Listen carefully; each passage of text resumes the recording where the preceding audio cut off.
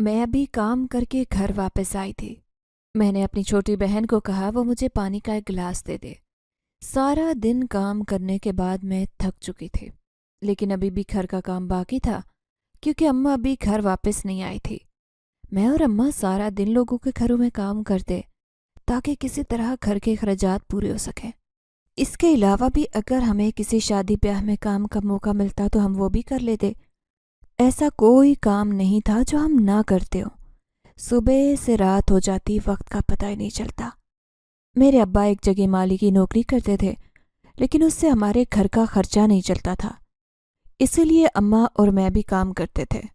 اماں ہم دونوں بہنوں کے جہیز کے لیے پیسے جمع کر رہی تھی۔ اس کی یہی کوشش تھی کہ ہم لوگوں کے لیے کچھ نہ کچھ جوڑ کر رکھا جائے، لیکن اس بڑھتی ہوئی مہنگائی نے اخراجات کو پورا کرنا مشکل بنا دیا تھا۔ کچھ جمع کرنے کے بارے میں تو اب بس صرف سوچا ہی جا سکتا تھا۔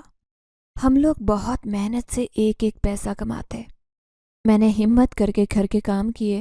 میری چھوٹی بہن ابھی بھی زیادہ بڑی نہیں ہوئی تھی، اس لیے اس پر کسی قسم کا بوجھ نہیں ڈالا تھا۔ اب میں سوچ رہی تھی کہ آہستہ آہستہ اس کو بھی کام کرنا سکھانا شروع کر دوں، تاکہ جب میں گھر آؤں تو وہ گھر کے کام ختم کر چکی ہو۔ کبھی کبھی اس مشکل روٹین سے میں تھک جاتی، لیکن پھر اللہ کا شکر ادا کرتی کہ اس نے رزق کا انتظام کیا ہے، ورنہ ہم لوگ تو کسی کو کچھ بھی نہیں دیتے۔ ویسے بھی رزق حلال کی کمائی میں بہت برکت ہوتی ہے۔ کبھی کبھی دل چاہتا کہ سب کچھ چھوڑ چھاڑ کر کہیں چلی جاؤں۔ کچھ دیر بعد اماں اور ابا بھی آ گئے۔ اماں کے ہاتھ میں کچھ کھانے کا شاپر تھا۔ میں نے اللہ کا شکر ادا کیا کہ اب مجھے روٹیاں نہیں ڈالنی پڑیں گی۔ سالن میں نے پکا دیا تھا، وہ اگلے دن استعمال ہو جائے گا۔ موسم سردی کا تھا، اس لیے خراب ہونے کی کوئی ٹینشن نہیں تھی۔ میری چھوٹی بہن نے ہم سب کے آگے کھانا رکھا۔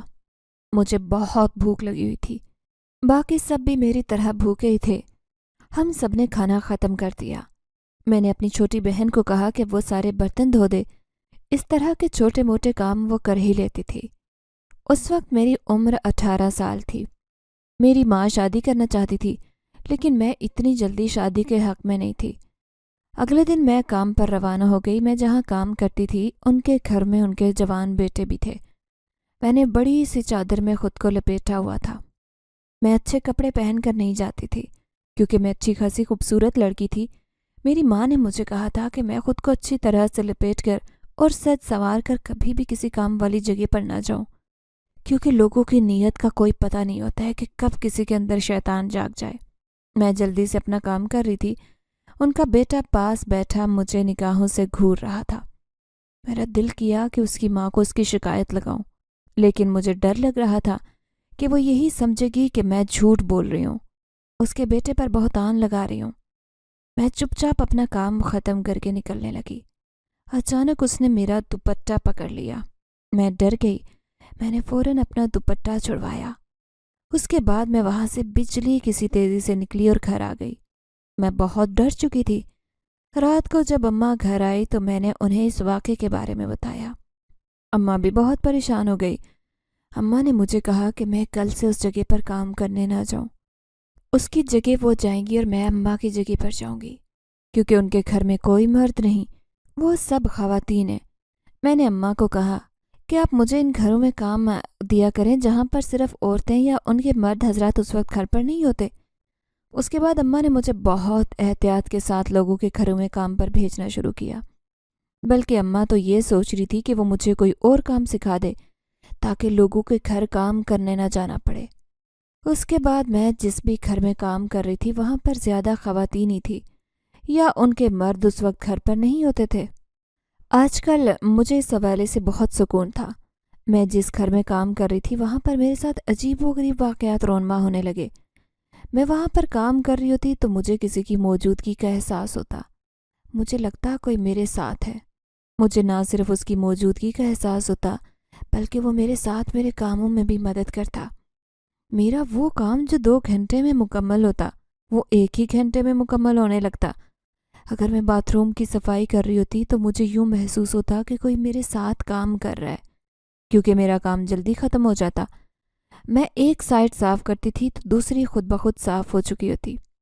پہلے تو مجھے لگا کہ شاید غلطی لگ رہی ہے یا میرا دماغ ٹھیک سے کام نہیں کر رہا، میں کام کر کے بھول رہی ہوں، لیکن ایسا نہیں تھا۔ آہستہ آہستہ مجھے اس چیز کی عادت ہونے لگی، کیونکہ اس سے مجھے سہولت ہو رہی تھی۔ جن کے گھر میں کام کرتی تھی وہ بھی کسی اپنے گھر کے فرد سے بات کر رہی تھی کہ ان کے گھر میں ان کے ساتھ کچھ عجیب سے واقعات ہو رہے ہیں۔ ان کی چیزیں جگہ پر نہیں ملتی، یا تو وہ گم ہو جاتی ہیں یا کسی اور جگہ سے ملتی ہیں جہاں پر ان کا ہاتھ جانا ممکن تک نہیں۔ اتنی اونچائی پر ان کا ہاتھ نہیں جاتا تھا، جیسے کہ اگر انہوں نے اپنی گھڑی الماری کے اندر رکھی تھی تو وہ انہیں الماری کے اوپر سے ملی تھی۔ ان کا ہاتھ الماری تک نہیں جاتا تھا، اس کے لیے انہیں اسپیشل کرسی کے اوپر چڑھ کر اوپر کچھ رکھنا پڑتا تھا۔ ویسے بھی وہ اپنی گھڑی کو الماری کے اوپر کیوں رکھیں گی؟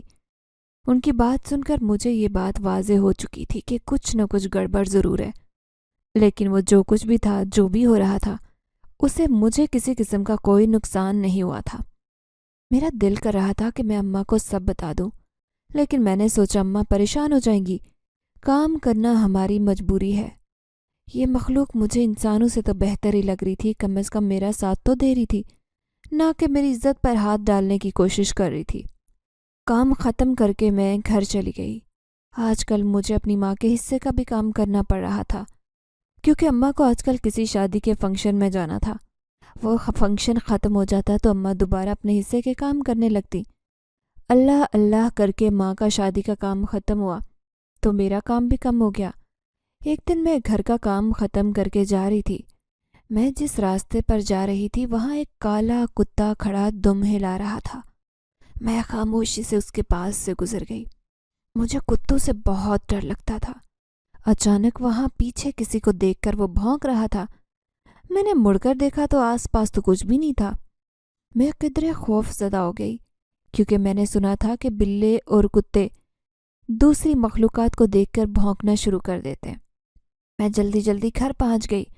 گھر جا کر میں نے سکون کا سانس لیا۔ اس وقت گھر میں سبھی موجود تھے۔ اماں مجھے کہنے لگی کہ تمہیں کیا ہوا ہے؟ میں نے کہا کچھ نہیں، بس تھک گئی ہوں۔ اماں کہنے لگی تم کچھ دیر آرام کر لو، آج میں نے کھانا بنا دیا ہے۔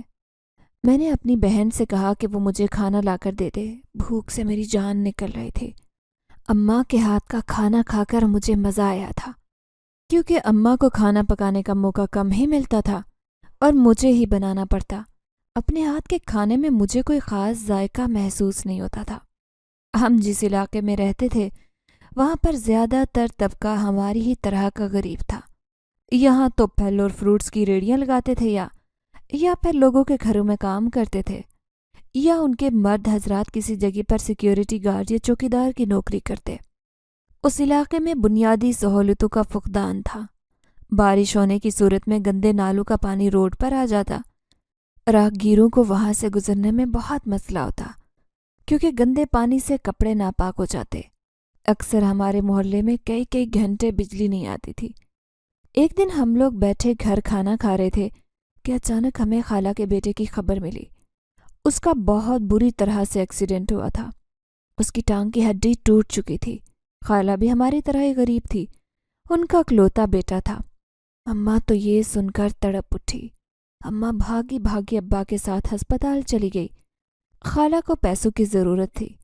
اماں کے پاس کچھ تھوڑی بہت رقم تھی، اماں نے خالہ کو دے دی۔ جیسے تیسے کر کے اس کا علاج کروایا گیا۔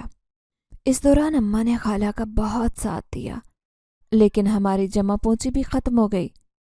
اماں نے پیسے جمع کرنے کے لیے شادیوں کا کام ڈھونڈنا شروع کر دیا، کیونکہ وہاں 2 سے 3 دن میں کافی پیسے جمع ہو جاتے تھے۔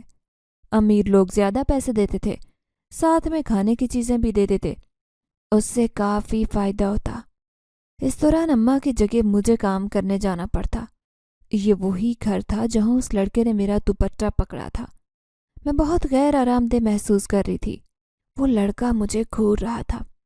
اس کا بس نہیں چل رہا تھا کہ آنکھوں ہی آنکھوں میں مجھے کھا جائے۔ اس کی ماں پاس ہی موجود تھی۔ اس نے اپنی ماں کے سامنے غلط حرکت نہیں کی۔ میں پوری کوشش کر رہی تھی کہ وہ مجھے اکیلے نہ دیکھے۔ میں اوپر والا پورشن صاف کرنے کے لیے گئی، مجھے اکیلا پا کر فوراً اوپر آ گیا۔ اس سے پہلے کہ وہ میرے ساتھ کوئی غلط حرکت کرتا، اچانک وہ بری طرح سے اچھل کر نیچے گر گیا۔ اس کو چوٹ لگ گئی۔ اس کے گرنے کی آواز سن کر اس کی ماں فوراً اوپر آئی اور اس کو اٹھا کر نیچے لے گئی۔ میں نے اللہ کا شکر ادا کیا کہ اس سے میری جان بچ گئی۔ میں نے جلدی جلدی اپنا کام ختم کیا اور گھر کی راہ لی۔ میرے خالہ زاد بھائی کی حالت اب پہلے سے بہت بہتر ہو چکی تھی۔ وہ اپنی پڑھائی کر رہا تھا، اسے پڑھنے کا بہت شوق تھا۔ خالہ کپڑے سلائی کر کے اس کی پڑھائی کے لیے پیسے جمع کرتی، کیونکہ میرے خالو کی تنخواہ بہت معمولی تھی۔ وہ ایک جگہ چوکیدار کی نوکری کرتے تھے۔ خالہ جس محلے میں رہتی تھی وہاں پر سلائی کا کام اچھا خاصا مل جاتا، لیکن آج کل مہنگائی ہونے کی وجہ سے وہ تمام پیسے یا تو ان کے بیٹے کی پڑھائی میں چلے جاتے یا پھر بجلی کے بلوں میں۔ میں اکثر اوقات ایک چیز بیٹھ کر سوچا کرتی تھی کہ جب ہم چھوٹے ہوتے تھے تو پیسوں کے اندر بہت برکت ہوتی، لیکن جیسے جیسے میں بڑی ہوتی جا رہی تھی مجھے ایسے لگ رہا تھا کہ اس دنیا سے برکت بھی اٹھتے جا رہی ہے۔ جتنا مرضی ہم لوگ کما لیتے وہ کم ہی لگتا، یا پھر ہماری خواہشات بڑھ چکی تھی۔ مجھے سجنے سنورنے کا کوئی خاص شوق نہیں تھا، مجھے پڑھنے کا بہت شوق تھا، لیکن گھر کے حالات کی وجہ سے وہ پورا نہیں ہو سکا۔ میرا بھی دل چاہتا تھا کہ میں پڑھائی کروں، لیکن اماں کہتی تھی کہ لڑکیوں نے اتنا پڑھ کر کیا کرنا ہے، بعد میں ہاندھی چولہا ہی کرنا ہے۔ میں اماں کو اکثر سمجھاتی تھی کہ پڑھ لکھ کر میں کچھ بہتر کام کر سکتی ہوں۔ اماں کہتی ہمارے جیسے غریب لوگوں کو کون نوکری دے گا، نوکریاں بھی بس امیروں کے لیے ہی ہوتی ہیں۔ میں نے اب اماں کو کہنا ہی چھوڑ دیا تھا، جیسا تھا ویسے کا ویسا سب قبول کر لیا تھا۔ میں فطری طور پر شکر گزار لڑکی تھی، ہر حال میں اللہ کا شکر ادا کرتی۔ سب سے پہلے میں اپنی صحت کے لیے اس کا شکر ادا کرتی جس نے ہمیں مکمل اعضاء کے ساتھ پیدا کیا۔ ہم اس قابل ہیں کہ ہم خود اپنا کام کر سکتے ہیں، کسی کے بھی محتاج نہیں ہیں، ورنہ میں جن گھروں میں کام کرتی تھی وہاں پر اکثر بزرگ حضرات کو دیکھتی، وہ پانی کا گلاس بھی نہیں پی سکتے تھے۔ میں اللہ کا شکر ادا کرتی کہ میں بالکل ٹھیک ٹھاک ہوں، اور یہ بھی دعا کرتی کہ اللہ بڑھاپے میں مجھے معذوری سے بچائے۔ میں اپنے ماں باپ کے لیے بھی بہت دعا کرتی تھی کہ اللہ انہیں اس حال میں کبھی بھی مبتلا نہ کرے۔ یہ بہت بڑی آزمائش ہوتی ہے جب انسان چل پھر نہیں سکتا، ہر چیز کے لیے دوسروں کا محتاج ہوتا ہے۔ اللہ نے ہمیں رزق حلال کمانے کی توفیق دی ہے، یہ بھی بہت بڑی نعمت تھی۔ ہمیں لوگوں کے آگے ہاتھ نہیں پھیلانا پڑتا تھا۔ میں نے ہمیشہ اپنے رب سے یہی مانگا تھا، کیونکہ میری اماں ہمیشہ کہتی تھی کہ لوگ تو کسی کو کچھ بھی نہیں دیتے، وہ تو صرف وسیلہ بنتے ہیں، دینے والی ذات تو میرے رب کی ہے۔ میں نے اپنی اماں کی اس بات کو پلے باندھ لیا۔ میں جس جگہ پر بھی کام کرتی تھی جہاں پر کوئی انجانی طاقت میری مدد کرتی تھی، اب وہ تقریباً ہر جگہ ہی میری مدد کرنے لگ گئی تھی۔ مجھے اچھا بھی لگتا اور تھوڑا خوف بھی محسوس ہوتا تھا، لیکن میں نہیں چاہتی تھی کہ مجھے کام کرنے کی عادت نہ رہے۔ مجھے ایسے لگ رہا تھا کہ جیسے جو میں پیسے لے رہی ہوں وہ حلال کے نہیں ہیں، لیکن یہ سب چیزیں میری سمجھ سے بالکل باہر تھی۔ وہ جو بھی میری مدد کر رہی تھی میں اسے دیکھ نہیں سکتی تھی، نہ ہی اس نے کبھی میرے سامنے آنے کی کوشش کی۔ کچھ عرصے تک سب کچھ ایسے ہی چلتا رہا کہ اچانک کچھ عرصے بعد ہم لوگوں کو ایک شادی کا فنکشن ملا جس میں ہمیں کام کرنا تھا۔ اس بار کام بہت زیادہ تھا کیونکہ اماں بتا رہی تھی کہ وہ بہت سارے لوگ ہیں اور فنکشن بہت بڑا ہے۔ اماں نے مجھے کہا کہ میں رات کو ان کے ساتھ چلوں، ان کی مدد کروں۔ میں بھی اماں کے ساتھ 3 سے 4 دن تک وہاں جاتی رہی۔ وہاں پر بھی ایک لڑکا مجھے بہانے سے چھیڑنے کی کوشش کر رہا تھا، لیکن بہت ہی زیادہ لوگوں کا رش ہونے کی وجہ سے وہ اپنی کوشش میں کامیاب نہیں ہو سکا۔ پھر اچانک اس نے مجھے اکیلا پا کر میرے ساتھ بیہودہ باتیں کرنے کی کوشش کی کہ اچانک کسی اندھے کی طاقت نے اس کے منہ پر ایک زوردار تھپڑ مار دیا۔ اسے لگا کہ میں نے مارا ہے۔ وہ غصے سے مجھے دیکھنے لگا اور میں گھبرا گئی۔ میں نے ادھر ادھر دیکھا اور اپنی چادر سیدھی کرنے لگی۔ اتنی دیر میں اس کو کسی اندیکھی طاقت نے اٹھا کر نیچے پٹک دیا، پھر اسے الٹا لٹکا دیا۔ وہ ڈر کے مارے چیخ رہا تھا۔ میں خود بھی بہت پریشان تھی کہ یہ سب کیا ہو رہا ہے، پر وہ ایک دم سے نیچے گرا اور اٹھتے ہی بھاگ کھڑا ہوا۔ میں نے باقی سارا فنکشن اسی بات کے زیر اثر گزارا۔ میں نے اماں سے اس واقعے کے بارے میں کوئی بات نہیں کی۔ گھر آ کر بھی میں پریشان تھی۔ ایک دن میں کسی کے گھر کام کرنے کے بعد واپس اپنے گھر جا رہی تھی۔ اچانک راستے میں مجھے اذان کی آواز آئی۔ اس سے پہلے بھی مجھے اس جگہ اتنی قریبی اذان کی آواز نہیں آئی تھی۔ مجھے دور ایک مسجد نظر آ رہی تھی۔ میں بہت حیران ہوئی، پہلے مجھے وہاں کوئی مسجد نظر نہیں آئی۔ وہاں خواتین بھی اب نکلتی دکھائی دی۔ میں نے تجسس کے مارے وہاں جانے کا سوچا۔ میں یہی سوچ رہی تھی کہ میں نے پہلے یہاں مسجد کیوں نہیں دیکھی؟ اگر یہ نئی تعمیر ہوئی ہے تب بھی مجھے کیسے معلوم نہیں ہو سکا؟ میں تو روز ہی یہاں سے گزر رہی ہوں۔ یہی تمام باتیں سوچتے سوچتے میں وہاں سے چلی گئی۔ ادھر جا کر میں نے دیکھا تو وہاں کوئی بھی نہیں تھا۔ جن خواتین کو نکلتے دیکھا تھا وہ یہاں سے جا چکی تھی۔ مسجد میں بہت خاموشی تھی۔ سناٹا اس قدر تھا کہ مجھے ڈرانے لگا۔ میں وہاں سے فوراً نکل آئی۔ اس کے بعد میں نے گھر کی راہ لی۔ خالہ اور ان کا بیٹا آئے ہوئے تھے۔ خالہ بہت پرتپاک انداز سے ملی۔ اماں نے ان کے لیے اچھا کھانا تیار کیا۔ کچھ دیر بیٹھنے کے بعد وہ لوگ چلے گئے۔ اگلے دن اماں کہنے لگی، تمہارا خالہ زاد بھائی اب ٹھیک ہے اور اس کی تعلیم بھی مکمل ہو چکی ہے۔ تمہاری خالہ اسے کسی دوسرے گھر بھیجنا چاہتی ہیں تاکہ گھر کے حالات اچھے ہوں۔ ساتھ ساتھ وہ تمہارا رشتہ مانگ رہی ہیں۔ یہ بات کہنے کے بعد اماں خاموش ہو گئی۔ میں نے غور سے اماں کو دیکھا اور پوچھا، آپ خوش نہیں ہیں؟ اماں بولی، تمہاری خالہ چاہتی ہے کہ میں اس کے بیٹے کو باہر بھیجنے میں مدد کروں۔ وہ کہہ رہی تھی کہ یہ سب تمہاری بیٹی کے بہتر مستقبل کے لیے کر رہے ہیں۔ یہ سن کر مجھے غصہ آیا۔ میں نے اماں کو صاف کہہ دیا کہ پہلے ہی ہم اپنی ساری جمع پونجی انہیں دے چکے ہیں، ہمارے پاس اب دینے کو کچھ نہیں۔ انہوں نے ہمارے وہ پیسے بھی نہیں لوٹائے۔ رہی بات میرے بہتر مستقبل کی، اگر وہ اسے بھیج رہے ہیں تو میں نہیں چاہتی کہ میرا ہونے والا شوہر مجھ سے دور کسی اور ملک میں رہے اور میں کہیں اور ہم سے پیسے لے کر جب ان کے حالات بہتر ہوں گے، اس بات کی کیا گارنٹی ہے کہ وہ اپنے بیٹے کی شادی مجھ سے کریں گی؟ ہو سکتا ہے وہ اپنی آنکھیں ہم سے پھیر لیں، کیونکہ پیسہ چیز ہی ایسی ہے، جب کسی انسان کے پاس پیسہ آ جاتا ہے تو وہ باقی انسانوں کو پاؤں کی جوتی سمجھتا ہے۔ اماں مجھے کشمکش میں دکھائی دے رہی تھی۔ مجھے لگ رہا تھا کہ وہ بھی اس بات سے متفق نہیں۔ ہماری خالہ کا مزاج بھی کچھ ایسا ہی تھا، وہ اکثر ضرورت پڑنے پر آنکھیں پھیر جایا کرتی۔ یہ میری ماں تھی جو کسی بھی حال میں اس کا ساتھ نہ چھوڑتی، لیکن اماں کو اپنی بیٹی کی زندگی عزیز تھی۔ اماں غور سے مجھے دیکھ رہی تھی اور کہنے لگی، میری بیٹی تو ہیرا ہے، اتنے معمولی حلیے میں بھی چمکتی ہے، اللہ تمہاری قسمت بھی ایسے ہی کرے۔ میرا منہ چومنے لگی۔ ان کی آنکھوں میں آنسو آ گئے۔ میں نے اماں کو چپ کروایا۔ اس دوران چھوٹی بہن بھی آ گئی۔ وہ اماں کو مجھے یوں پیار کرتا دیکھ کر بولی کہ اماں مجھ سے تو ایسے پیار نہیں کرتی ہیں آپ۔ وہ منہ بناتے ہوئے کہہ رہی تھی۔ اماں نے اسے کہا، ادھر آؤ، تمہیں بھی تو بس ہمیشہ شکوے ہی رہتے ہیں، میرے لیے دونوں ایک جیسی ہو۔ ہم دونوں اکٹھے بیٹھے تھے کہ اچانک دروازے پر کسی نے دستک دی۔ اماں نے جا کر دروازہ کھولا۔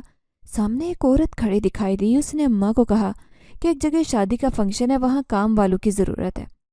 اماں وہاں پر کام کے لیے جانا چاہیں گی کیا؟ اماں نے حامی بھر لی۔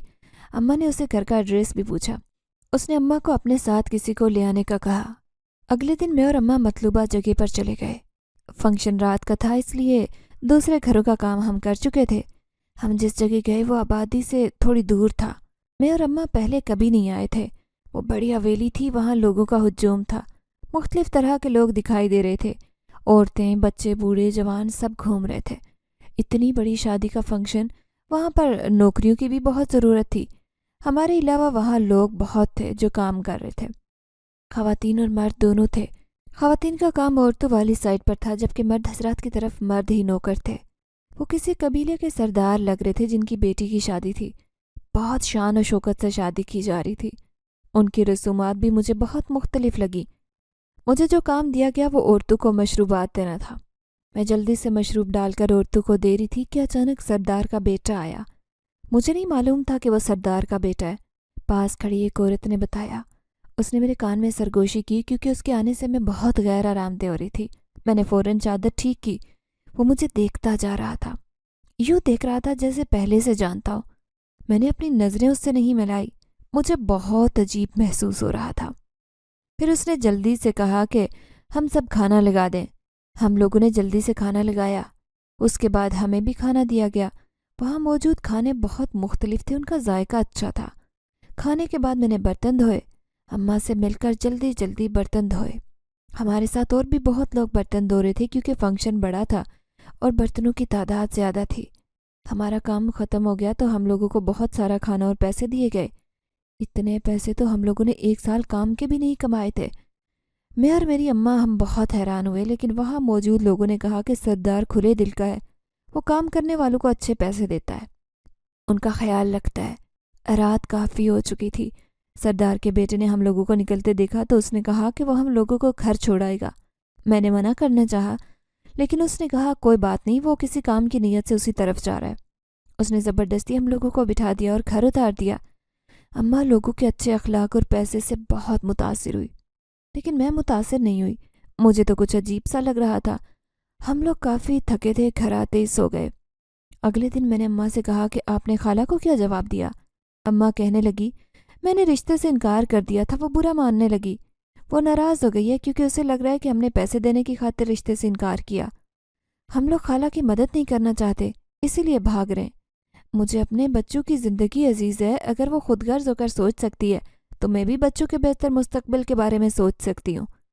مجھے اماں کا یہ قدم اچھا لگا، میرا موڈ بھی خوشگوار ہو گیا۔ آج اتوار کا دن تھا، ہم لوگوں کو کام سے چھٹی تھی۔ میں نے سوچا خوب جی بھر کر آرام کروں گی۔ میں چھت پر چلی گئی، وہاں بیٹھ کر دھوپ سینک رہی تھی۔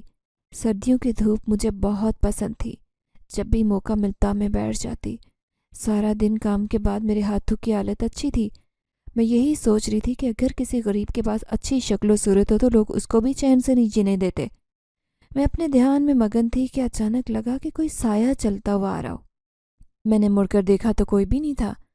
میری نظر دیوار پر پڑی پھولوں کا گلدستہ وہاں تھا۔ اسے دیکھ کر مجھے حیرانگی ہوئی، مجھے پھول بے حد پسند تھے۔ میں نے فوراً جا کر دیوار سے گلدستہ اٹھایا، اس کی خوشبو سونگھنے لگی۔ بہت خوبصورت پھول تھے۔ میں مگن سی پھولوں کو دیکھ رہی تھی کہ اچانک کسی نے سرگوشی کی۔ مجھے ایسے لگا جیسے کوئی ہوا کا جھونکا میرے پاس سے گزرا ہو۔ اس نے میرے کان میں کہا، اے میری حسینہ، میری طرف سے ایک ادنا سا تحفہ قبول کرو۔ یہ تحفہ بھی تمہارے شایان شان نہیں ہے۔ میں چونک گئی۔ میں نے ارد گرد دیکھا لیکن مجھے کوئی بھی دکھائی نہیں دیا۔ یہ بات تو مجھ پر واضح ہو چکی تھی کہ کوئی غیر مرئی مخلوق میرے پیچھے پڑ چکی ہے۔ یہ احساس مجھے بہت اچھا لگ رہا تھا کہ کوئی مجھے چاہتا ہے، میری پرواہ کرتا ہے۔ لیکن ایک طرف اگر وہ انسان نہیں تو خوف بھی پیدا ہو رہا تھا۔ میں نے خاموشی کے ساتھ وہ پھولوں کا گلدستہ اٹھایا، جا کر اسے سامان میں چھپا دیا۔ میں نہیں چاہتی تھی کہ کسی کو مجھ پر شک ہو۔ میں روز رات کو لیٹ کر اس پھولوں کے گلدستہ دینے والے کے بارے میں سوچتی۔ ایک دن میں نے کام ختم کر کے گھر واپس جانے کا ارادہ کیا۔ اچانک ایک گاڑی میرے پاس آ کر رکی۔ میں نے جلدی سے چادر کے ساتھ اپنے منہ کو ڈھانپنے کی کوشش کی کہ اچانک میری نظر گاڑی چلانے والے پر پڑی۔ وہ تو وہی سردار کا بیٹا تھا۔ وہ جلدی سے گاڑی سے باہر نکلا۔ میں نے سائڈ سے گزر کر آگے جانے کی کوشش کی لیکن اس نے مجھے روک دیا۔ وہ کہنے لگا، میں اس کی بات سن کر جاؤں۔ میں وہیں رک گئی۔ ایک انجانے احساس نے مجھے گھیرا ہوا تھا، میری طرف محبت بھری نگاہوں سے دیکھ رہا تھا۔ ایک عورت ہونے کے ناطے یہ بات میں اچھی طرح سے سمجھتی تھی کہ کون مجھے کس طرح کی نگاہوں سے دیکھ رہا ہے۔ اس کی نگاہوں میں مجھے اپنے لیے پیار اور محبت نظر آیا۔ نہ جانے میں نہ چاہتے ہوئے بھی وہاں رک کر اس کی بات سننے پر مجبور ہو گئی، جیسے کوئی انجانی سی طاقت مجھے ایسا کرنے سے روک رہی ہو۔ وہ بہت پیار اور محبت سے میرے ساتھ بولنے لگا۔ اس نے مجھے کہا کہ وہ مجھے بہت چاہتا ہے اور مجھ سے شادی کرنا چاہتا ہے۔ وہ اپنے ماں باپ کو میرے گھر بھیجنے کے لیے تیار ہے۔ وہ مجھے میری رائے معلوم کرنے کے لیے آیا تھا۔ مجھے اس سے اس بات کی امید ہرگز نہیں تھی۔ میں اس سے بالکل بھی نہیں جانتی تھی۔ ویسے بھی وہ ایک کام والے کے ساتھ شادی کیوں کرنا چاہے گا؟ کیونکہ وہ ایک بہت امیر باپ کی اولاد تھا۔ اس کا باپ، اس کی ماں اس کے رشتے کے لیے دل سے راضی ہوں گے، میرے لیے ایک بہت غیر متوقع صورتحال تھی۔ مجھے سمجھ نہیں آئی کہ میں اس کو کیا جواب دوں۔ اس نے مجھے کہا کہ میں سوچنے کے لیے وقت لے سکتی ہوں۔ کچھ دن بعد وہ دوبارہ مجھ سے اپنے سوال کا جواب لینے آئے گا۔ میں تب تک اچھی طرح سے اس کے بارے میں سوچ لوں اور اپنے گھر والوں سے اس بارے میں بات بھی کر لوں۔ میں خاموشی سے وہاں سے نکل آئی۔ مجھے بالکل ان باتوں پر یقین نہیں آ رہا تھا۔ ایسے لگ رہا تھا کہ اس نے میرے ساتھ مذاق کیا ہو، شاید میرے جذبات سے کھیلنے کی کوشش کر رہا تھا۔ میں نے اپنے ماں باپ سے اس بات کا ذکر نہیں کیا کیونکہ مجھے خود اس بات پر شک تھا، کیونکہ میں نے بہت باتیں سنی تھی۔ اکثر امیرزادے غریب لڑکیوں سے شادی کے بعد انہیں چھوڑ دیا کرتے تھے۔ کچھ دن میری طبیعت خراب رہی تو میں کام پر نہیں جا سکی۔ اس دوران میرے پاس کوئی نہ کوئی تحفہ پڑا ہوتا۔ میں روز رات کو سوتی تو صبح میرے سرہانے کبھی کوئی انگوٹھی، کبھی کوئی مختلف قسم کے پھل یا پھولوں کے گلدستے ہوتے۔ مجھے انہیں چھپانا پڑتا تھا۔ میں نہیں چاہتی تھی کہ کسی کو پتہ چلے، میرے گھر والے میرے کردار کے بارے میں مشکوک ہو جائیں، لیکن میں چاہتی تھی کہ یہ سب رک جائے۔ اسی لیے ان چیزوں کو سنبھالنا بھی بہت مشکل ہو رہا تھا، لیکن مجھے وہ طاقت نظر ہی نہیں آتی تھی جو ایسا کر رہی تھی۔ ایک دن میں گھر میں اکیلی تھی۔ میں نے اس طاقت کو مخاطب کیا۔ میں نے کہا کہ وہ جو کوئی بھی ہے میرے سامنے آ جائے، میرے ساتھ آنکھ مچولی کا کھیل ختم کر دے۔ کچھ دیر بعد وہاں وہی سردار کا بیٹا آ گیا۔ میری نگاہیں پھٹی کی پھٹی رہ گئی۔ مجھے یقین ہی نہیں آ رہا تھا کہ یہ میں کیا دیکھ رہی ہوں۔ میرے ذہن میں بہت ساری باتیں چلنے لگی کہ اگر یہ سردار کا بیٹا انسان نہیں تھا تو اس کا مطلب اس کا باپ اور ماں بھی انسان نہیں تھے، اور ہم جس شادی پر کام کرنے گئے تھے وہ جنات کی شادی تھی۔ میرے ذہن میں دھماکے ہو رہے تھے۔ اس نے میرے ذہن کو پڑھ لیا اور وہ کہنے لگا، میں نے تمہیں اس شادی پر اس لیے بلایا تھا کیونکہ میں اپنے گھر والوں کو تمہیں دکھانا چاہتا تھا۔ ہمارے یہاں اس بات سے کوئی فرق نہیں پڑتا کہ کوئی نوکرانی ہے یا کسی بادشاہ کی شہزادی۔ ایسی چیزیں ہمارے اہمیت نہیں رکھتی۔ میرے ماں باپ کے لیے یہی کافی تھا کہ میں تم سے محبت کرتا ہوں، انہوں نے بھی تمہیں پسند کر لیا۔ میں تم سے شادی کرنا چاہتا ہوں۔ تم مجھے بتا دو کہ ہم کب گھر تمہارے رشتہ لے کر آئیں۔ میں نے اس سے کہا کہ میری سمجھ میں کچھ نہیں آ رہا، مجھے سوچنے کے لیے وقت چاہیے۔ پہلے اس بات پر یقین کرنے دو کہ کوئی جنزادی میری محبت میں مبتلا ہے اور وہ اپنے قبیلے کا سردار کا بیٹا ہے۔ یہ تمام باتیں میرے لیے بہت نئی ہیں۔ میرے کہنے پر وہ وہاں سے غائب ہو گیا۔ میں کافی دن تک انہی چیزوں کے بارے میں سوچتی رہی، لیکن میرا دماغ ان سب چیزوں کو قبول نہیں کر پا رہا تھا۔ اس دن کے بعد سے میرے پاس تحفے آنا بھی بند ہو چکے تھے۔ کافی عرصے تک میرے ساتھ کچھ بھی نہیں ہوا، کسی نے میری مدد بھی نہیں کی، نہ ہی مجھے کوئی تحفہ دیا اور نہ ہی سردار کے بیٹے نے میرا راستہ روکا۔ مجھے لگا کہ جو کچھ میں نے سنا اور دیکھا وہ سب ایک خواب تھا، اس میں کوئی حقیقت نہیں ہے۔ میں روٹین کی طرح اپنے کام پر جانے لگی۔ ایک دن میں کام سے واپس آئی تو اس وقت اماں بھی گھر پر تھی۔ کچھ دیر بعد ابا بھی آ گئے۔ ہم سب نے ایک ساتھ مل کر کھانا کھایا۔ اماں نے بہت مزے کی چکن بریانی بنائی تھی۔ بہت دن بعد ہم سب ایک دوسرے کے ساتھ بیٹھ کر کھانا کھا رہے تھے، کیونکہ پچھلے کچھ دن سے ہم میں سے کوئی نہ کوئی دوپہر کے کھانے پر ہمارے ساتھ نہیں ہوتا تھا۔ ابا بھی باتیں بہت کرتے تھے۔ میں نے اپنے ابا کو آج سے پہلے اتنا بولتے ہوئے کبھی نہیں دیکھا۔ مجھے بہت اچھا لگ رہا تھا۔ میرے ابا خاموش طبیعت کے آدمی تھے، زیادہ گفتگو نہیں کرتے تھے، جبکہ میری اماں کافی باتونی خاتون تھی۔ انہیں باتیں کرنا بہت اچھا لگتا تھا۔ اس طرح باتوں کے دوران کھانا ختم ہوا۔ ابا نے کہا کہ وہ اب آرام کرنے کے لیے جا رہے ہیں، اور وہ اپنے کمرے میں چلے گئے۔ اماں بھی ان کے پیچھے چلی گئی۔ کچھ دیر بعد اچانک مجھے اماں کے شور کی آواز سنائی دی۔ میں اور میری بہن بھاگتے ہوئے کمرے میں گئے۔ ابا بیڈ سے نیچے گر پڑے تھے۔ ہم سب دونوں بہنیں بھی آگے بڑھ کر اماں کے ساتھ ابا کو اٹھانے کی کوشش کر رہی تھی۔ ہم نے جلدی جلدی محلے والوں کی مدد سے ایمبولینس کو بلایا، لیکن وہ شاید موقع پر ہی دم توڑ چکے تھے۔ ہاسپٹل جاتے ہی انہوں نے ابا کی موت کی تصدیق کر دی۔ ہم سب کو یقین نہیں آ رہا تھا۔ ابھی تو ابا ہم سب کے ساتھ بیٹھے باتیں کر رہے تھے، یہ کیسے ہو سکتا ہے؟ اماں کا تو بہت برا حال تھا۔ ڈاکٹر نے بتایا کہ ابا کو ہارٹ اٹیک ہوا تھا، جو جان لیوا ثابت ہوا۔ ہم اپنے باپ کی میت گھر لے کر آئے۔ سارے محلے میں خبر پھیل چکی تھی۔ پورا محلہ ہمارے گھر میں امٹ آیا تھا۔ ابا کی وفات کے بعد اماں کی عدت شروع ہو چکی تھی۔ کچھ دن میں کام پر بھی نہیں گئی، لیکن اب ابا اس دنیا میں نہیں رہے تھے۔ ہمارے پاس کمانے کا اور کوئی ذریعہ نہیں تھا۔ مجھے نہ چاہتے ہوئے بھی کام پر جانا پڑا۔ میرا دل اس دنیا سے اچاٹ ہو چکا تھا۔ انسان کو ہمیشہ آہستہ آہستہ ہی صبر آتا ہے۔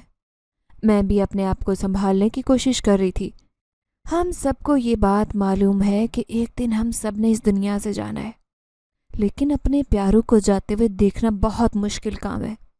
وقت کے ساتھ ساتھ ہم لوگ بہتر ہو رہے تھے، خود کو اس دنیا کے ساتھ چلنے پر مجبور کر رہے تھے۔ اماں کی زندگی کا ساتھی چلا گیا تھا۔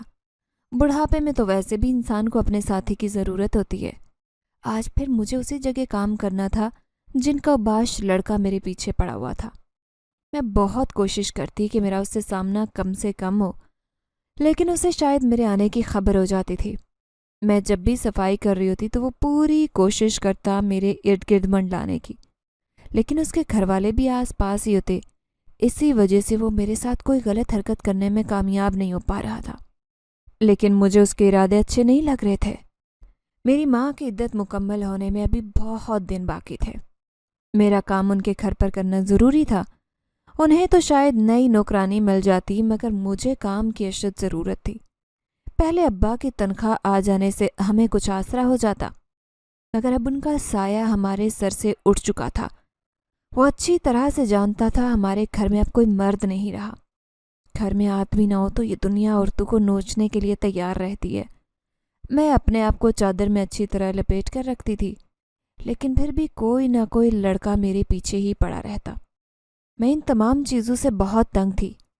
میں اللہ سے یہی دعا کرتی تھی کہ وہ میری عزت کی حفاظت کرے۔ ایک دن میں اسی اوباش لڑکے کے گھر پر کام کر رہی تھی، اچانک اس کے گھر والے کہیں چلے گئے۔ شاید انہیں کسی فوتگی کے بارے میں فون آیا، جسے سنتے ہی وہ جلدی جلدی چلے گئے۔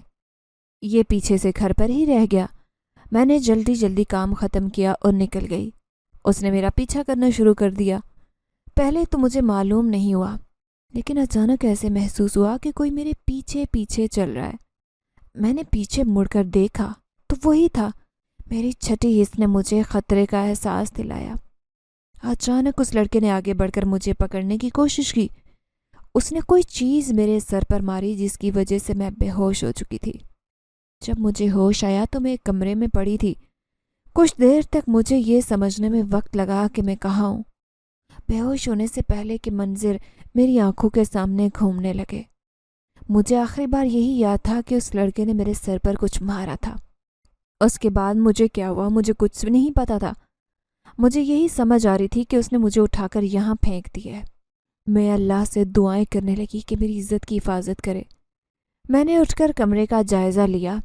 مجھے ایسے لگ رہا تھا کہ میں کسی ایسی جگہ پر ہوں جہاں پر یہ لوگ کبھی کبھار آتے ہیں، کیونکہ اس کمرے کی حالت کسی فارم ہاؤس کے کمرے جیسی لگ رہی تھی۔ اس سے مجھے یہی اندازہ ہوا کہ یہ مستقل ٹھکانہ نہیں ہے۔ میں نے زور زور سے دروازے کو بجانا شروع کر دیا۔ کوئی ہے جو میری مدد کرے؟ لیکن مجھے کوئی آواز نہیں آ رہی تھی۔ کافی وقت بیت چکا تھا، اب مجھے بھوک بھی لگنے لگی۔ میں یہی سوچنے لگی کہ نہ جانے میرے گھر پر میری ماں اور بہن کا کیا حال ہوگا، کیونکہ مجھے یہی لگ رہا تھا کہ رات ہو چکی ہے۔ نہ جانے کتنے وقت تک بے ہوش پڑی رہی۔ میں اللہ سے رو رو کر دعا کر رہی تھی۔ پوری رات گھر سے باہر رہنے کے بعد لڑکی کے کردار پر پوری دنیا انگلیاں اٹھاتی ہے۔ میں کیسے کسی کو یقین دلاؤں گی؟ کچھ ہی دیر بعد کسی نے دروازہ کھولا۔ میں نے جلدی سے اچھی طرح سے چادر سے خود کو کور کیا۔ وہی لڑکا میرے سامنے آ گیا۔ اس کے چہرے پر خباثت صاف نظر آ رہی تھی۔ میرا دل کیا کہ میں اس کا منہ نوچ لوں۔ وہ میرے سامنے آ کھڑا ہوا، میری بے بسی کا مزہ لینے لگا۔ اس نے مجھ سے کہا، دیکھا، تم جیسی تیز چڑیا کو میں نے قید کر ہی لیا ہے۔ میں نے نفرت سے اس کی طرف تھوک دیا، لیکن اسے کوئی اثر نہیں ہوا۔ وہ اونچے اونچے کہکے لگا رہا تھا۔ اس نے مجھے کہا کہ اب کچھ دن تک مجھے یہیں پر رکھے گا۔ ابھی اسے کوئی کام ہے، وہ یہاں سے جا رہا ہے۔ میں یہاں سے باہر نکلنے کی کوشش ہرگز نہ کروں، کیونکہ یہاں سے باہر جنگل ہے جو جنگلی جانوروں سے بھرا پڑا ہے۔ اگر میں یہاں سے بھاگی تو وہ مجھے نوچ کھائیں گے۔ میرے پاس کچھ فروٹس اور کھانا رکھ کر وہ چلا گیا۔ میرے ذہن میں جنات کے سردار کا بیٹا آ گیا جو مجھ سے محبت کا دعوے دار تھا، جو کافی عرصے سے میری مدد کر رہا تھا۔ اب جب میں بہت بڑی مصیبت میں مبتلا ہو چکی تھی، لیکن اس کا کہیں کوئی پتہ نہیں تھا۔ مجھے بہت غصہ آ رہا تھا کہ اب اس کی محبت کہاں گئی۔ ایسی باتیں سوچتے سوچتے میری بھوک اور تیز ہو چکی تھی۔ میں نے کھانا کھایا، اللہ کا شکر ادا کیا۔ میں نے اس کمرے کا جائزہ لیا۔ وہاں پر ایک کھڑکی تھی۔ اس کھڑکی سے کود کر باہر جایا جا سکتا تھا، لیکن اس میں چوٹ لگنے کا خدشہ تھا۔ میں نے ہمت کی اور وہاں سے چھلانگ لگا دی۔ اس کے بعد میں نے سر پٹ بھاگنا شروع کر دیا۔ اس وقت رات کا ٹائم تھا۔ میں جنگل میں چلی گئی۔ وہاں پر بہت اندھیرا تھا۔ کچھ دیر تک تو مجھے اندھیرے میں کچھ بھی دکھائی نہیں دیا۔ آہستہ آہستہ میری آنکھیں اندھیرے میں دیکھنے کے قابل ہو گئی، لیکن مجھے بہت سارے جنگلی جانوروں کی آوازیں آ رہی تھی۔ کبھی کبھی مجھے کسی چیز کی سرسراہٹ بھی سنائی دیتی۔ میں ڈر گئی، کہیں یہ کوئی سانپ تو نہیں ہے۔ میں ہمت کر کے آہستہ آہستہ آگے بڑھتی جا رہی تھی۔ میرا دل زور سے دھڑک رہا تھا۔ آگے کھائی اور پیچھے کنواں تھا۔ اچانک کوئی چیز رینگتی ہوئی آئی۔ میرے پیروں پر اس نے ڈنک مارا۔ درد سے میں بلبلا اٹھی اور بے ہوش ہو گئی۔ جب ہوش آیا تو کسی خوبصورت کمرے میں پڑی تھی۔ کچھ دیر تک میں خالی آنکھوں سے ادھر ادھر دیکھتی رہی۔ جب ہوش میں آئی تو آخری بار کا منظر میرے ذہن میں لہرایا، جب کوئی چیز میرے پاؤں پر کاٹ رہی تھی۔ میں نے ارد گرد نظریں دوڑائی۔ میں جس کمرے میں موجود تھی وہ بہت ہی خوبصورت تھا۔ میں ارد گرد کمرے کا بھرپور جائزہ لے رہی تھی۔ میرے ذہن میں یہی چل رہا تھا کہ اب نہ جانے میں کس کی قید میں آ گئی ہوں۔ یوں اچانک مجھے وہی سردار کا بیٹا نظر آیا۔ مجھے دیکھتے ہی وہ مسکرایا۔ اسے دیکھ کر مجھے ایک دم اس پر شدید غصہ آ گیا۔ میں نے اس پر چیخنا چلانا شروع کر دیا۔ جب میں مصیبت میں تھی تو اس وقت وہ کہاں تھا؟ جب مجھے اس کی سب سے زیادہ ضرورت تھی اس وقت وہ میرے پاس موجود نہیں تھا۔ جب میں نے اپنے دل کا غبار نکال لیا، میرا دل ہلکا ہو گیا۔ اتنے دن سے جو باتیں میرے ذہن میں گھوم رہی تھی وہ سب باتیں میں نے باہر نکال دی۔ اس طرح وہ خاموشی کے ساتھ مجھے سنتا رہا۔ اس نے کوئی مداخلت نہیں کی۔ جب میں خاموش ہو گئی تو اس نے کہا کہ جب کسی سانپ نے مجھے کاٹا تھا تو میں وہاں پہنچ گیا تھا۔ اس سے پہلے اس کے قبیلے میں کچھ ایسے معاملات چل رہے تھے جن کی وجہ سے اسے کچھ عرصے کے لیے فراغت نہیں ملی۔ اپنی شادی سے پہلے ان کے لیے ان معاملات کو حل کرنا ضروری تھا۔ وہ مجھے اپنی محبت کا یقین دلاتا رہا، لیکن مجھے بھی اپنے نخرے اٹھانے کا خوب موقع مل رہا تھا۔ میں نے اپنی ساری ناراضگی کا اظہار جاری رکھا۔ اس کے جانے کے بعد میرے ذہن میں اپنی ماں اور بہن کا خیال آیا۔ میں اٹھ کر کمرے سے باہر نکلی تو یہ وہی حویلی تھی جہاں پر میں شادی کے فنکشن میں برتن دھو رہی تھی۔ مجھے اچھی طرح سے سب مناظر یاد آ گئے۔ میں اپنی ماں اور بہن سے ملنے کو تڑپ رہی تھی۔ جب دوبارہ وہ میرے پاس آیا تو میں نے اسے کہا کہ وہ مجھے میرے گھر تک چھوڑ آئے۔ جب میں گھر والوں کے سامنے گئی تو انہوں نے مجھ سے منہ پھیر لیا۔ مجھے ہرگز ان سے ایسے رویے کی امید نہیں تھی۔ مجھے بہت افسوس ہو رہا تھا۔ میری ماں کو اچھی طرح سے معلوم تھا کہ میں کیسے کردار کی لڑکی تھی۔ مجھے بہت تکلیف ہو رہی تھی۔ ان دونوں نے میری کوئی بات نہیں سنی۔ میری ماں نے مجھے یہی کہا کہ میں جس کے ساتھ منہ کالا کر کے آ رہی ہوں اسی کے ساتھ واپس چلی جاؤں۔ میں روتی ہوئی وہاں سے نکل آئی۔ آنسو میری آنکھوں سے بہہ رہے تھے۔ جنات کے سردار کا بیٹا بھی میرے ساتھ چلنے لگا۔ اس نے مجھ سے کہا کہ میں اس کے ساتھ واپس چلوں۔ دنیا بہت ظالم ہے، اکیلی لڑکی کو نہیں چھوڑتی۔ اس کی بات سچ تھی۔ اس نے مجھے یقین دلایا کہ وہ میری بے گناہی کا ثبوت سب کے سامنے لا کر رکھے گا اور میری ماں اور بہن کی رضامندی سے ہی مجھ سے شادی کرے گا۔ تب تک اس نے مجھ سے کہا کہ میں اسی کے گھر پر رہوں۔ جب میرے گھر والوں کا رویہ میرے ساتھ ٹھیک ہو جائے گا تو میں واپس چلی جاؤں۔ مجھے اس کی باتوں پر اتنا یقین نہیں تھا کہ وہ مجھے بے گناہ ثابت کر سکے گا۔ میرا دل بری طرح سے ٹوٹ چکا تھا۔ میں واپس اس کے ساتھ حویلی آ گئی۔ اس کے تمام گھر والوں کو میرا پتہ تھا۔ وہ سب میرے ساتھ بہت اچھے سے پیش آ رہے تھے۔ مجھے بالکل ایسا نہیں لگ رہا تھا کہ میں اجنبی لوگوں کے درمیان ہوں۔ وہ مجھے ایک گھر کے فرد کی طرح محسوس کرواتے۔ آہستہ آہستہ مجھے ان کی تمام رسومات کے بارے میں معلومات مل رہی تھی۔ سردار کا بیٹا مجھے رفتہ رفتہ اپنی محبت کا یقین دلانے میں کامیاب ہو رہا تھا۔ اس نے مجھے اپنی پوری حویلی دکھائی۔ اس کے علاوہ اس نے مجھے جنات کی دنیا کی سیر بھی کروائی۔ میں بہت کوشش کرتی اپنے ذہن کو تلخ یادوں میں مصروف نہ کروں، لیکن میرے پاس خود کو قابو کرنے کا کوئی طریقہ نہیں تھا۔ میری ذہنی روح بار بار زندگی کے دکھوں اور غموں کو یاد کرتی۔ مجھے جب خیال آتا میری ماں اور میری بہن نے مجھ پر بھروسہ نہیں کیا تو مجھے اپنی زندگی کو ختم کرنے کا دل کرتا۔ مجھے تو یہ لگتا تھا کہ سوچ سوچ کر کسی دن میرے دماغ کی نس پھٹ جائے گی۔ کبھی ایسا لگتا کہ میں بہت ڈھیٹ ہوں۔ اپنے کردار کے بارے میں ایسی باتیں سن کر بھی مجھے موت کیوں نہیں آ گئی؟ سردار کا بیٹا میری بہت دلجوئی کرنے کی کوشش کرتا۔ ایک دن اچانک میں بیٹھی تھی، مجھے اس کے زخمی ہونے کی خبر ملی۔ یہ خبر سن کر مجھے ایسے محسوس ہوا جیسے میرے دل کے کسی حصے کو زخمی کیا گیا ہو۔ میں تڑپ اٹھی۔ مجھے پہلی بار احساس ہوا کہ میرے دل میں اس کے لیے محبت پیدا ہو چکی تھی۔ میں تڑپ کر اس کے پاس گئی، دن رات اس کا خیال رکھ رہی تھی۔ جب اس کی حالت بہتر ہوئی تو اس نے مجھ سے کہا کہ اب وقت آ گیا ہے میری بے گناہی ثابت کرنے کا۔ اس نے مجھے اپنے ساتھ لیا اور میرے گھر لے آیا۔ دوبارہ مجھے میری ماں اور بہن کے سامنے کھڑا کیا۔ وہ دونوں ابھی بھی مجھ سے خفا تھے۔ اچانک دروازے پر دستک ہوئی۔ وہی لڑکا سامنے کھڑا تھا۔ اسے دیکھتے ہی میں اس کا منہ نوچنے کو آگے بڑھی۔ اس نے فوراً میرے آگے ہاتھ جوڑے اور مجھ سے معافی مانگی اور ساری بات میری ماں کو بتائی۔ حقیقت سن کر میری ماں اپنا سر پکڑ کر بیٹھ گئی۔ اماں اور بہن بہت شرمندہ تھی کہ انہیں مجھ پر یقین کرنا چاہیے تھا۔ سب مجھ سے معافی مانگنے لگے۔ میں نے اس لڑکے کو کہا کہ کبھی مجھے اپنی شکل نہ دکھائے، یہاں سے چلا جائے۔ میں نے اماں کو سردار اور اس کے خاندان کا بتایا کہ کیسے انہوں نے مشکل وقت میں میری مدد کی۔ اماں ان کا شکریہ ادا کرنا چاہتی تھی۔ میں نے اماں کو بتایا کہ سردار کا بیٹا مجھ سے شادی کرنا چاہتا ہے۔